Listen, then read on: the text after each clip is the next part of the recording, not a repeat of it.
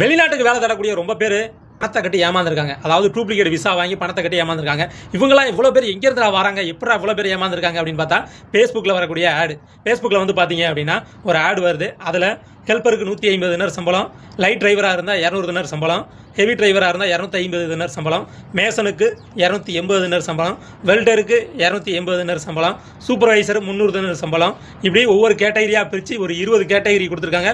ஒரு company address கொடுத்துருக்காங்க. So இந்த அட்ரஸ்லாம் பார்த்துட்டு நம்மளுங்க அப்ளை பண்ணியிருக்காங்க. ஸோ இது என்ன அப்படின்னு பார்த்தீங்கன்னா ஒரு சதுரங்கை வேட்டை பணி தான். அதாவது ஒருத்தனை ஏமாற்றணும் அப்படின்னா ஆசையை தூண்டணும். அதாவது அவ்வளோ சம்பளம்லாம் மேக்ஸிமம் வந்து அரபு நாடுகளில் ஒரு ஃபஸ்ட் டைம் நீங்கள் வரீங்க அப்படின்னா அந்த சேலரி கிடைக்காது.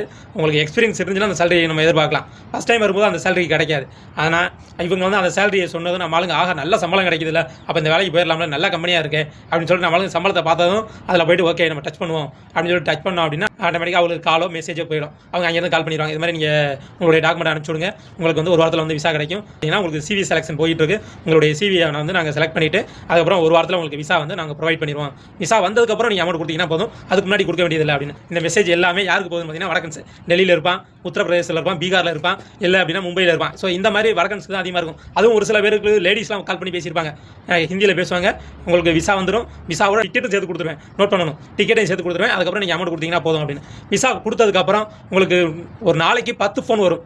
ஒரு நாளைக்கு 10 டைம் ஃபோன் அடிப்பாங்க. விசா எடுத்தாச்சு, பணத்தை போட்டு விடுங்க, உங்களுக்கு டிரான்ஸ்போர்ட் எல்லாமே ஃப்ரீ, எல்லாமே கம்பெனி பார்த்துக்கிறோம், நீங்கள் எதுவுமே செலவு பண்ண வேண்டியதில்லை. நீங்கள் இந்த விசாவுக்குள்ள 30,000 40,000 என்ன அமௌண்ட் சொல்கிறாங்களோ அந்த அமௌண்ட்டை மட்டும் நீங்கள் கட்டினீங்கன்னா போதும், மற்ற எல்லாமே உங்களுக்கு ஃப்ரீயாகவே கிடச்சிடும் அப்படின்னு சொன்னால் நம்மளுங்க சரி ஓகே அப்படின்ட்டு குயிக்காக அமௌண்ட்டை போடுவாங்க. அமௌண்ட்டை போட்டோன்னா பார்த்தீங்கன்னா வந்து சுவிச் ஆஃப் ஆகிடும். ஸோ இதுதான் நடந்துகிட்டு இருக்கு. ஒரு அவேர்னஸ் இல்லாமல் ரொம்ப பேர் ஏமாந்துட்டு இருக்காங்க. அதுக்கு ஏமாந்ததுக்கப்புறம் நம்ம வீடியோஸ் பார்த்துட்டு நமக்கு நிறைய பேர் கால் பண்ணி கேட்டுருக்காங்க. அதனால நம்ம திரும்ப சொல்லக்கூடிய விஷயங்கள், நீங்கள் விசா யார் கொடுத்தாலும் சரி, நான் கொடுத்தாலும் சரி, இல்லை வேறு நீங்கள் ஃபேஸ்புக்கில் பார்த்து எடுத்தாலும் சரி, இல்லை இன்ஸ்டாகிராமில் பார்த்து எடுத்தாலும் சரி, யார் மூலியமாக விசா வாங்கினாலும் விசாவை செக் பண்ணி பார்த்துட்டு பேமெண்ட் கொடுங்க.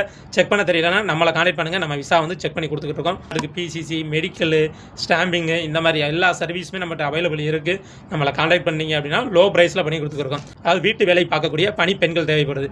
இந்த பணிப்பெண்கள் இருந்தீங்க அப்படின்னா 30 to 40 வயசுக்குள்ளே இருக்கணும். இருந்தீங்க அப்படின்னா தாராளமாக கான்டெக்ட் பண்ணலாம். அதுபோக Kuwait return driver, any gulf license வச்சிருக்கக்கூடிய கல்ஃப் டிரைவர்ஸ், அது 40 வயசுக்குள்ளே இருக்கணும். ஸோ அவங்களும் வேகன்சி இருக்குது.